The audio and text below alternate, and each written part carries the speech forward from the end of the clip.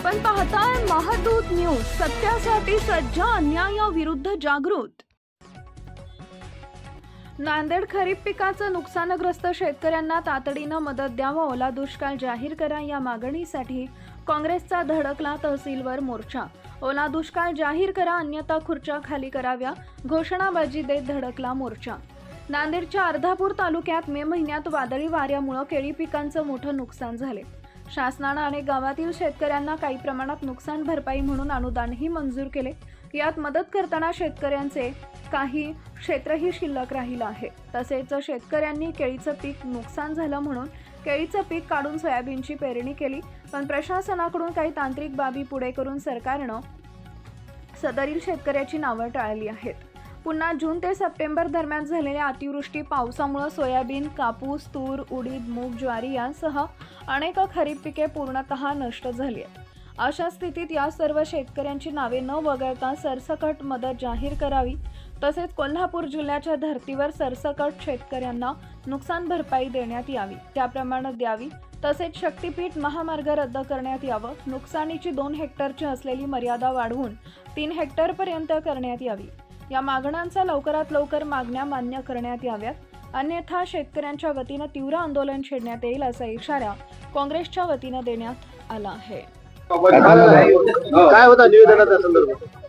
आपल्याला माहिती आहे की गेल्या या पूर्ण पावसाळ्यात खरं तर आपल्या महाराष्ट्रात अतिवृष्टी झाली, पण विशेष करून मराठवाडा, नांदेड जिल्हा आणि विशेष करून अर्धापूर तालुक्यात प्रचंड पाऊस आपल्या तालुक्यात झाला आणि या पावसामुळे शेतकऱ्याची इतिहासात झालं नाही एवढं नुकसान यावेळेस पहिल्यांदा शेतकऱ्याचं झालेलं आहे। खरीपाची सगळी पिकं तर गेलेच, पण त्याचबरोबर केळी असेल, हळद असेल, त्याचबरोबर पपई असेल, इतर सगळे पिकं सुद्धा त्या ठिकाणी आपल्या हातातून गेलेले आहेत।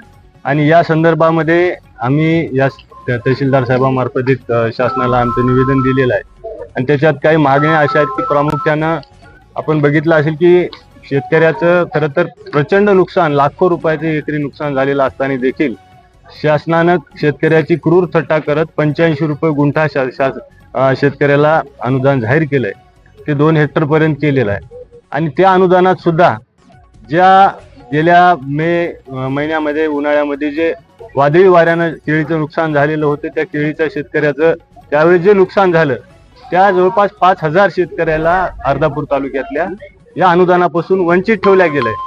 तर हे एक फार मोठा अन्याय या माध्यमातून झालेला आहे। दुसरी गोष्ट, अतिशय तोकडी मदत, खरं तर या मदतीनं आपण बघितलं असेल सोयाबीनचं लागवड करायला जवळपास त्याच्यामध्ये बी, खत आणि या सगळ्या गोष्टी जर घेतल्या तर एक बॅग पेरायला जवळपास 4000-5000 खर्च येते आणि शासनानं 3000 रुपये एकरी त्या ठिकाणी अनुदान दिले।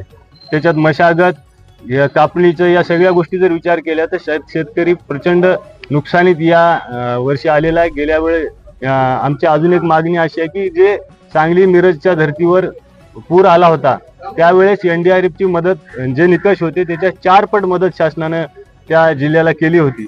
तर तशा प्रकारची खरं तर आज गरज आहे आपल्या या अर्धापूर तालुक्याला असेल किंवा आपल्या तिन्ही भोकर मतदारसंघ असेल किंवा नांदेड जिल्ह्याला, तर या मदतीची खरं तर आज गरज आहे।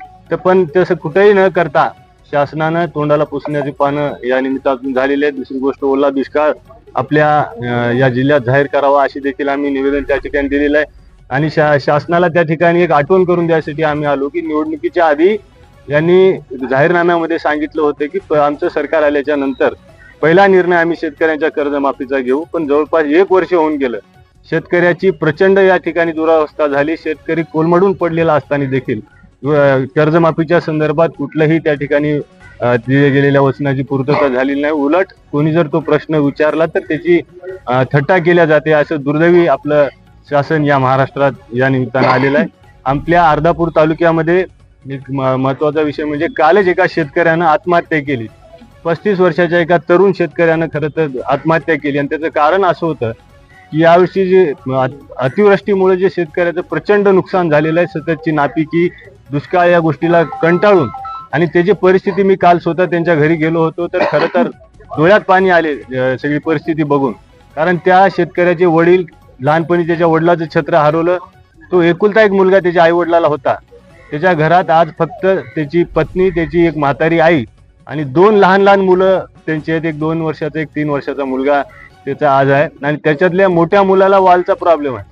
म्हणजे जवळपास पूर्ण कुटुंब ते उद्ध्वस्त झालंय. आणि जेव्हा माणूस आत्महत्येसारखं टोकाचं पाऊल घेते त्याला कारण देखील तसंच असते. सहजासहजी कोणी काही आपलं जीवन संपवत नाही.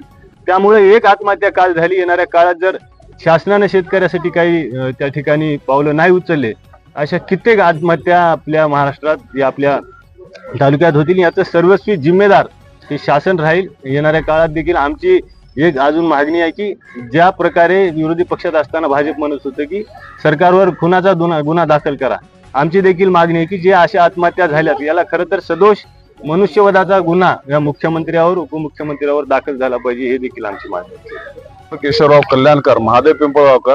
आता सर्व आम्ही आमचे पप्पू पाटील आणि सर्व मंडळींनी मिळून काँग्रेस कार्यालयातून येऊन या ठिकाणी आम्ही निवेदन दिलेलं आहे.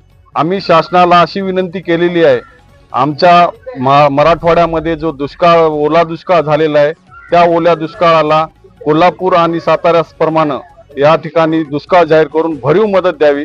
आणि दरवर्षी जो नदीचं पात्र आहे, बॅकवॉटर नदीचं, आपल्या याचे 16 दरवाजे उघडलेले आहेत आपल्या नांदेड मधले, त्याचं बॅकवॉटर पूर्णपणे जवळपास पिंपळगाव पासून 5-6 खेड्यामध्ये थांबते.